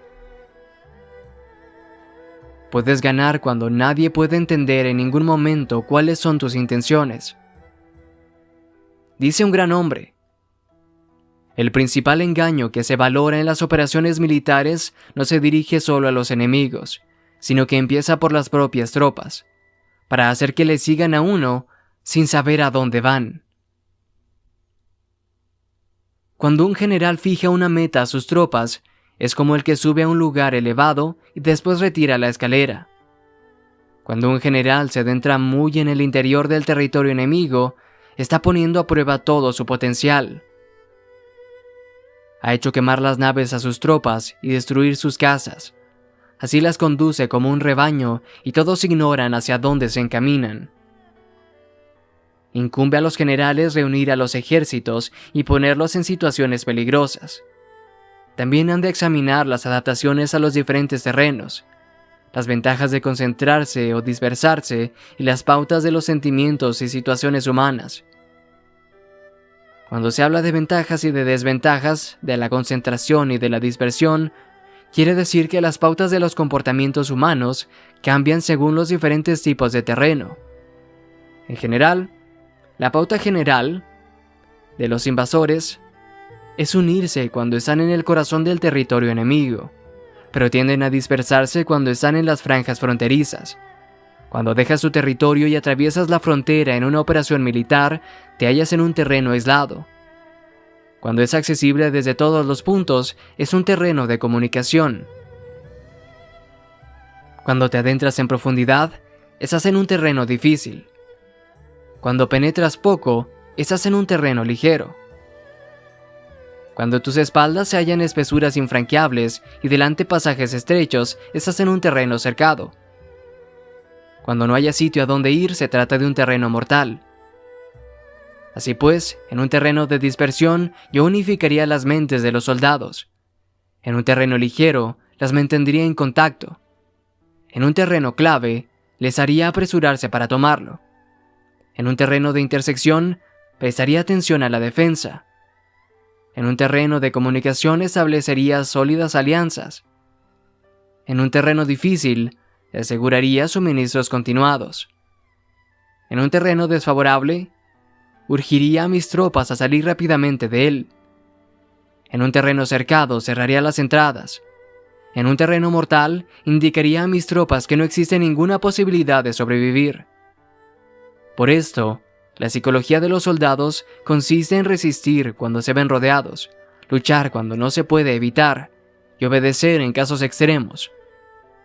Hasta que los soldados no se vean rodeados, no tendrán la determinación de resistir al enemigo para alcanzar la victoria. Cuando están desesperados, presentan una defensa unificada. Por ello, los que ignoran los planes enemigos no pueden preparar alianzas. Los que ignoran las circunstancias del terreno no pueden hacer maniobrar a sus fuerzas. Los que no utilizan guías locales no pueden aprovecharse del terreno. Los militares de un gobierno eficaz deben conocer todos estos factores. Cuando el ejército de un gobierno eficaz ataca a un gran territorio, el pueblo no se puede unir. Cuando su poder sobrepasa a los adversarios, es imposible hacer alianzas. Si puedes averiguar los planes de tus adversarios, aprovéchate del terreno y haz maniobrar al enemigo de manera que se encuentre indefenso. En este caso, ni siquiera un gran territorio puede reunir suficientes tropas para detenerte. Por tanto, si no luchas por obtener alianzas, ni aumentas el poder de ningún país, pero extiendes tu influencia personal amenazando a los adversarios, todo ello hace que el país y las ciudades enemigas sean vulnerables. Otorga recompensas que no estén reguladas y da órdenes desacostumbradas. Considera la ventaja de otorgar recompensas que no tengan precedentes. Observa cómo el enemigo hace promesas sin tener en cuenta los códigos establecidos. Maneja las tropas como si fueran una sola persona. Empléalas en tareas reales, pero no les hables. Motívalas con recompensas, pero no les comentes los prejuicios posibles. Emplea a tus soldados solo en combatir, sin comunicarles tu estrategia. Déjales conocer los beneficios que les esperan, pero no les hables de los daños potenciales. Si la verdad se filtra, tu estrategia puede hundirse. Si los soldados empiezan a preocuparse, se volverán vacilantes y temerosos. Colócalos en una situación de posible exterminio y entonces lucharán para poder vivir. Pones en peligro de muerte y entonces sobrevivirán. Cuando las tropas afrontan peligros, son capaces de luchar para obtener la victoria. Así pues, la tarea de una operación militar es fingir acomodarse a las intenciones del enemigo. Si te concentras totalmente en este, puedes matar a su general aunque estés a kilómetros de distancia. A eso se llama cumplir el objetivo con pericia. Al principio te acomodas a sus intenciones, después matas a sus generales, y esta es la pericia en el cumplimiento del objetivo. Así, el día en que se declara la guerra, se cierran las fronteras, se rompen los salvoconductos y se impide el paso de emisarios. Los asuntos se deciden rigurosamente desde que se comienza a planificar y establecer la estrategia desde la casa o cuartel general. El rigor en los cuarteles generales, en la fase de planificación, se refiere a mantenimiento en secreto. Cuando el enemigo ofrece oportunidades, aprovéchalas inmediatamente. Entérate primero de lo que pretende y después anticípate a él. Mantén la disciplina y adáptate al enemigo para determinar el resultado de la guerra. Así, al principio eres como una doncella y el enemigo abre sus puertas. Entonces, tú eres como una liebre suelta y el enemigo no podrá expulsarte.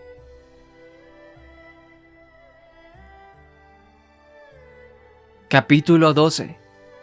Sobre el arte de atacar por el fuego. Existen 5 clases de ataques mediante el fuego: quemar a las personas, quemar los suministros, quemar el equipo, quemar los almacenes y quemar las armas. El uso del fuego tiene que tener una base y exige ciertos medios. Existen momentos adecuados para encender fuegos, concretamente cuando el tiempo es seco y ventoso. Normalmente, en ataques mediante el fuego, es imprescindible seguir los cambios producidos por este. Cuando el fuego está dentro del campamento enemigo, prepárate rápidamente desde afuera. Si los soldados se mantienen en calma cuando el fuego se ha declarado, espera y no ataques. Cuando el fuego alcance su punto álgido, síguelo si puedes. Si no, espera.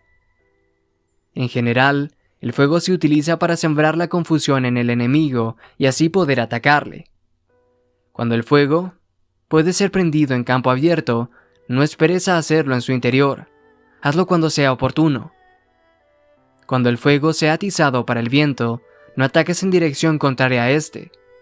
No es eficaz luchar contra el ímpetu del fuego, porque el enemigo luchará en este caso hasta la muerte. Si ha soplado el viento durante el día, a la noche amainará. Un viento diurno cesará al anochecer. Un viento nocturno cesará al amanecer. Los ejércitos han de saber que existen variantes de las 5 clases de ataques mediante el fuego y adaptarse a estas de manera racional. No basta saber cómo atacar a los demás con fuego. Es necesario saber cómo impedir que los demás se ataquen a ti. Así pues, La utilización del fuego para apoyar un ataque significa claridad, y la utilización del agua para apoyar un ataque significa fuerza. El agua puede incomunicar, pero no puede arrasar. El agua puede utilizarse para dividir a un ejército enemigo, de manera que su fuerza se desuna y la tuya se fortalezca. Ganar combatiendo o llevar a cabo un asedio victorioso sin recompensar a los que han hecho méritos trae mala fortuna y se hace merecedor de ser llamado avaro. Por eso se dice que un gobierno esclarecido lo tiene en cuenta y que un buen mando militar recompensa el mérito. No moviliza a sus tropas cuando no hay ventajas que obtener, ni actúa cuando no hay nada que ganar, ni luchan cuando no existe peligro. Las armas son instrumentos de mal augurio, y la guerra es un asunto peligroso. Es indispensable impedir una derrota desastrosa, y por lo tanto, no vale la pena movilizar un ejército por razones insignificantes. Las armas solo deben utilizarse cuando no existe otro remedio. Un gobierno no debe movilizar a un ejército por ira, y los jefes militares no deben provocar la guerra por cólera. Actúa cuando sea beneficioso. En caso contrario, desiste. La ira puede convertirse en alegría, y la cólera puede convertirse en placer. Pero un pueblo destruido no puede hacérsele renacer, y la muerte no puede convertirse en vida.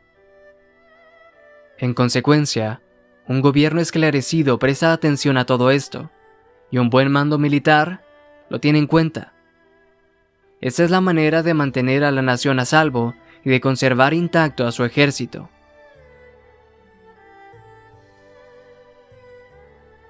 Capítulo 13.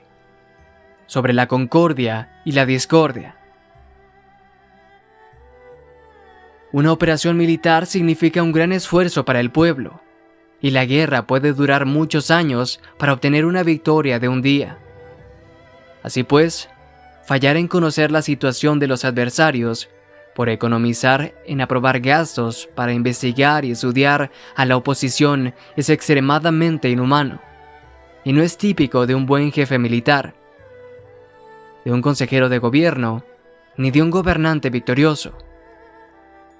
Por lo tanto, lo que posibilita a un gobierno inteligente y a un mando militar sabio vencer a los demás y lograr triunfos extraordinarios con esa información esencial. La información previa no puede obtenerse de fantasmas ni espíritus, ni se puede tener por analogía, ni descubrir mediante cálculos. Debe obtenerse de personas que conozcan la situación del adversario. Existen 5 clases de espías: el espía nativo, el espía interno, el doble agente, el espía liquidable y el espía flotante. Cuando están activos todos ellos, nadie conoce sus rutas. A eso se le llama genio organizativo y se aplica al gobernante. Los espías nativos se contratan entre los habitantes de una localidad. Los espías internos se contratan entre los funcionarios enemigos. Los agentes dobles se contratan entre los espías enemigos. Los espías liquidables transmiten falsos datos a los espías enemigos. Los espías flotantes vuelven para traer sus informes.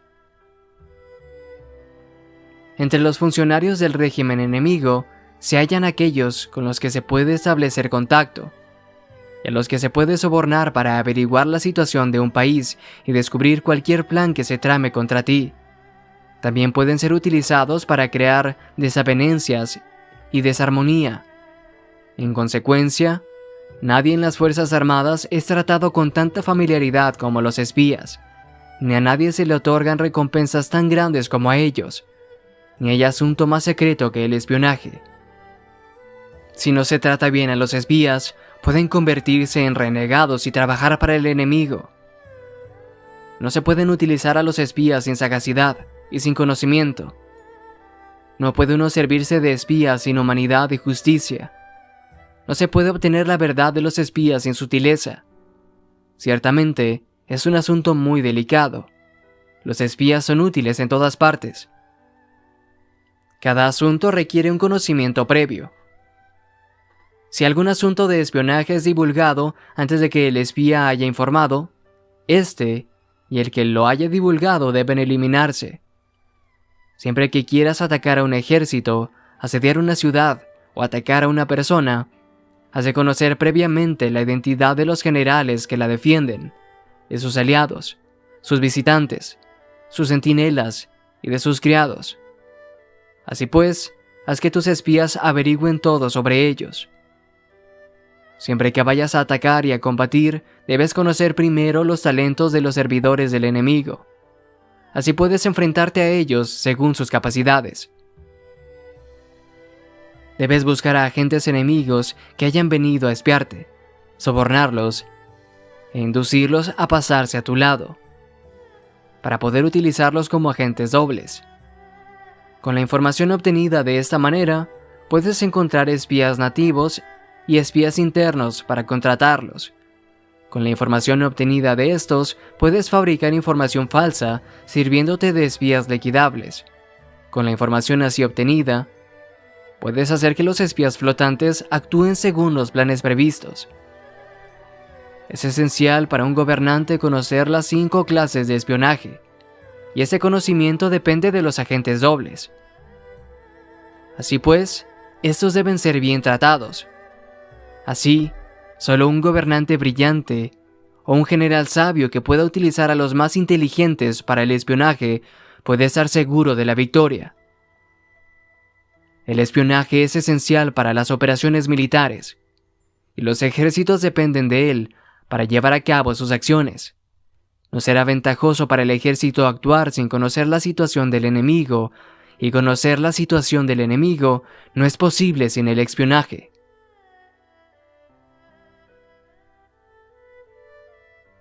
Y eso fue El arte de la guerra, de Sun Tzu.